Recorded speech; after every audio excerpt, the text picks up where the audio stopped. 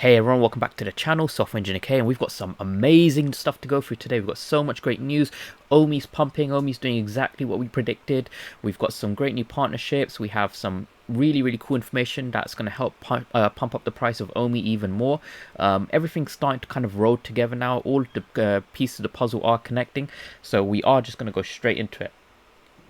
Now, a couple of days ago, we had the AMA, and there was another AMA on Let's Do Lunch where Dan Crothers, he was basically doing a one-to-one interview with the guy from Wormhole Labs, and I submitted a question which was, will we get gamification in the VeVeVerse that's going to contribute towards Omi burn? And Dan said absolutely, but he didn't elaborate too much on that. In the AMA that we had on Twitter Spaces, he spoke a lot more about that, so we will have like different forms of gamification. Dan spoke a little bit about his ideas, such as, racing your drivable vehicles, and that's all going to contribute towards Omi burn.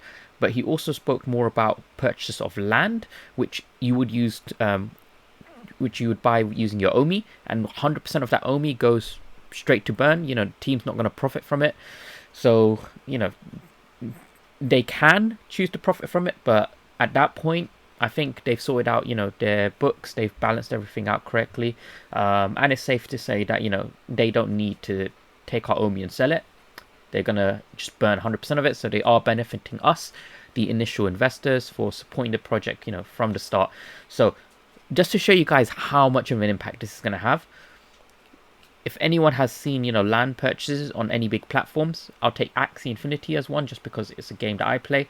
So if we go to at the top here, there's an option where you guys can see land. I'll just move that across a bit so you can see better. Okay, so here right next to Axies you can see land. So let's just see what the cheapest land is, from cheapest to highest. Okay, so the absolute cheapest plot of land of every single plot of land available is nearly $12,000. So this is literally like, would be, the equivalent of like the dirt spot that no one really wants. Well, I think everyone wants a piece of land, but the cheapest land possible to get, like, low traffic going through it, $12,000. And you can't really do much with the land yet either. So let's go to highest price land. Okay, yeah, that was a bit ridiculous, like whoever put that out, but okay, $37,000 for the highest plot of land, and this is like the Genesis plot. I think it's in a really good location. Now, imagine if land in the VeVeVerse was going for, anywhere near this amount, and you would pay using Omi. Like, imagine, one person burning $30,000 worth of Omi. That's like a stupid amount. That's a few million Omi gone from one, well, more than a few million, like 10 million Omi gone from one person. So, that's impressive. You cannot just say that's nothing. So yeah, we're gonna start seeing a lot of Omi burn, and that is going to be from the circulating supply as well. So again, when we say Omi's going to be, VeVe's going to become a burn factory for Omi, we're going to see billions being burnt per week. And this is what I've been saying from the start, is all these people modeling Omi's burn, saying, oh look, it's going to take 100 years for the price to go to 2 cents, etc, etc. Like, you can't model it. Like, these guys, they're not taking into consideration all of this stuff that we did not know, that we now know, and there's more stuff that we don't know, that we will know eventually, a few months down the line, a year down the line. And if you guys know where this team is going, they want Omi's price to be, higher, because a lot of their personal business development fund is in Omi tokens. So the higher the price Omi, the more money they have to expand and grow the application, and they have so many licenses coming on board.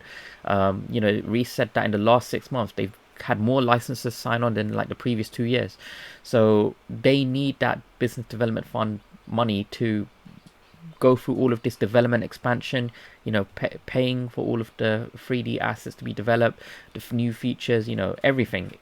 Like, it all kind of connects back together. So, if you have common sense, you know where this is going. Now, on the point of licensors and drops, we do have new drop, which is the Run English one today. Now, in terms of my predictions, because we have already had a Series 1 Run English drop, we can kind of gauge where this is going to go. So for the Ultra Rare, listed at 90, exact same number of editions as Count Calorie. Now, count calorie at the time, I remember quite clearly. It was initially listed for about 300, and it rapidly dropped to like 200, and then at the floor price it was going for about 140, 150, like barely 50 gems above the list price. And then from there it kind of settled at around about 180 to 200, and it sat there for ages, and then it just randomly pumped to like 300 again. So I would say, Ron English's second series 2 drop for serial killers should be similar. Probably not as low as 150, but I think it will definitely be going for below 200s at the floor price. I would say around about 170, 180. And then the rare, just a little bit above, like, it's listed at 60 here. The B was going for about 75 to 80 at the floor price on the drop day for Series 1. So I think this is probably going to go for around about 80 to 90, just a bit higher. And then the uncommon and common I see going for like close to retail. Maybe a bit more, like 60, 65 for this uncommon. And then the common close to retail, 40, 45. That's my prediction, but we'll see. But the series ones, if you do want to gauge, you can see the price that they're at in the store now. So maybe these might go straight to the same price as the series ones, who knows. Now, what's interesting is Omi has been performing quite well, and now we're starting to see, a lot of the initial influences of Omi kind of coming back out, and one of those was Andre Jick. And if you guys remember, he paid $150,000 at the time for something like 16 million Omi. And, we can just kind of see where he is now, which is pretty interesting. Now let's talk about your riskiest investment. So going through a few answers, this one is really popular, so I'll just take this one. Saqib Khan 07, who says one word, Doge. Fulvio 789 says the Omi token. So I have a ton of Omi. In fact, here's the quickest way of losing credibility on the internet. Bam! $75,000. I still have all of my Omi tokens. It's down from 150K. This is one of those investments that's either going to the moon for me or going all the way to zero. Now, okay, so Andre Jick, you guys know him as, a quite well-known investor. He still has all of his Omi tokens. He has not sold a single token, which kind of goes to show that, even though he says it is one of his most speculative investments, he held, true diamond hands, and now he will eventually, he should have dollar cost averaged at the bottom, but, I think he will recoup his investment, so it's perfectly fine. And I think Omi's going to go above to well above to where he bought at anyway. So, long term, like, there's nothing to worry about. Now, moving on from that, we did have another announcement. They have a new partnership with The Little Prince. So, if those who aren't familiar, Little Prince is a child book. A lot of us might remember it from the older generation. And, what's interesting is they kind of explain a little bit about, the vision, like how the values align together. And VeVe is incredibly humbled to bring imagery from The Little Prince. So imagery from The Little Prince's life as digital collectible NFTs. Not only will this be the first literature related release on the platform, but is one that is sure to touch the hearts and memories of our French collectors and introduce this timeless tale to new fans. So they have a huge market in France, that is for sure, but not just France, globally as well. And it's the first literature based. So that's interesting because some people might say comics, technically count as graphic novels, which is technically literature, but I think they kind of segregate comics into their own category.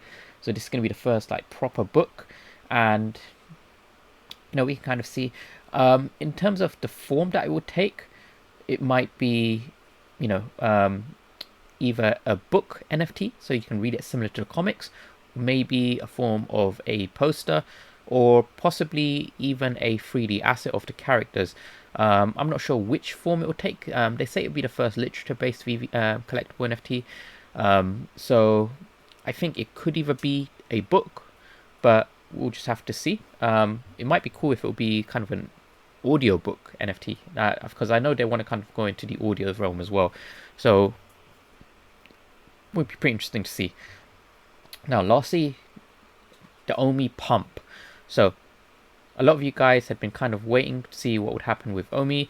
I kind of charted my expectations, and if we kind of like zoom out, we can kind of see exactly where we went. So if you were to follow exactly what I said on the 8th of September is when we would test and rebound upwards. What actually happened is We didn't come all the way down to this trend line, but on the 10th of September, so just 2 days afterwards, I mean 2 days is forgivable, that's when we kind of tested, and that's when we rebounded.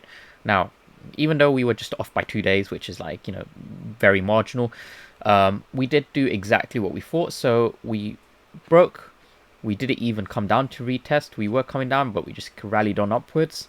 And now that key 0.5 cent level, I said we were going to break and retest, and that's exactly what we did. We broke, we retested, but about, yeah, exactly pretty much 0.5, and we came back up. Now, I believe what's going to happen is we're trying to build up support at this key point of 0.5 cents. So this 0.5 cent range of resistance is now becoming a 0.5 cent range of support.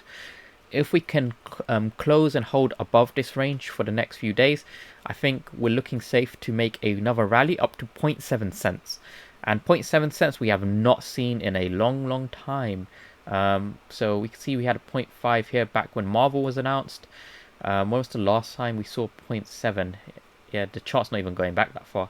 0.7 was around about... Okay, yeah, so we saw 0.7 back in... pretty much back in April. Yeah, that was like kind of when we first started dumping. So we're going to start to see, you know, that April, May kind of price range again, which was a while back. And we're going to see, you know, a perfect kind of cup forming on the longer term time frame on the daily. But yeah, pretty excited. OMI is pumping. You know, we said, you know, a week ago, like, get ready for the pump, and that pump is coming. And, you know, those who were filling up and following, you know, what I was doing back when I was filling up at 0.1 cents, 0.2 cents, I said I was dollar cost averaging. We're not going to see those levels again. Those levels are gone. We might be lucky to see below 0.4 cents range again. That could happen. Assuming immutable X, all that stuff gets delayed, I believe we will come back down to below 0.4 cents, kind of like the mid 0.3 cent range. That can happen. So for that to happen, we will come back from here back down to this trend line, which is 0.35 cents, right around about where we are right now, 0.35, 0.4. That could happen. But I think for now, we're just going to build up support around a 0.5 cents. And if we get everything that we're expecting, get ready for 0.7 cents. That's where I believe we are going. But yeah, that's pretty much everything I had to go through with you guys today. Thanks so much for watching. Please do like and subscribe to support the content. And I'll see you guys in the next video. See ya.